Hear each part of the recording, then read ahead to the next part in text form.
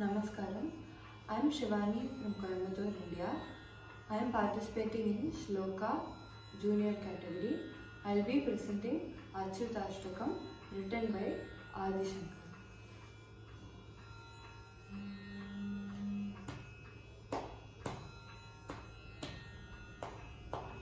अच्युतं केशवं रामनारायणं कृष्णदामोदरं वासुदेवं हरिं श्रीधरं माधवं गोपिकावल्लभं जानकीनायकं रामचन्द्रं भजे।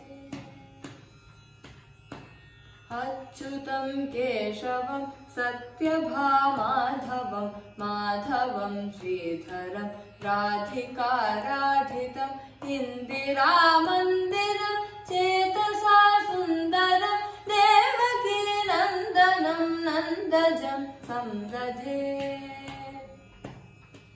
विष्णवे जिष्णवे शङ्खिने चक्रिणे रुक्मिणी रागिने जानकी जानये वल्लवी वल्लभा याचितायात्मने कंसविध्वंसिने वंशिने ते नमः। कृष्ण गोविन्द हे राम नारायण श्रीपते वासुदेवादित श्रीनिधे अच्युतानन्त हे माधवादोक्षज बालकानायक द्रौपदी रक्षक। राक्षसक्षोभित सीतया शोभितो दण्डकारण्यभूपुण्यताकारणं लक्ष्मणेनान्वितो वानरैः सेवितो अगस्त्यसम्पूजितो राघव पातु माम्।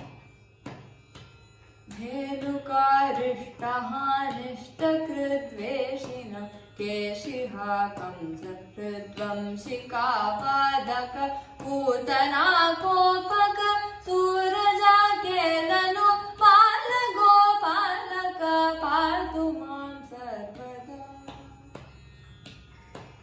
विद्युदुद्योतवत् प्रस्फुरद्वातसं प्रावृदं बोधवत् प्रोलसद्विग्रहं वन्ययामालया शोभितोदस्थलं तोकिताङ्घ्रिद्वयं वादिजाक्षं भजे। कुञ्चितैः कुण्डलैर्व्राजमानाननं रत्नमौलिं लसत्कुण्डलं गण्डयो हारकेयूरकं कङ्कणप्रोज्ज्वलं किङ्किणीमञ्जुलं श्यामलं तं भजे।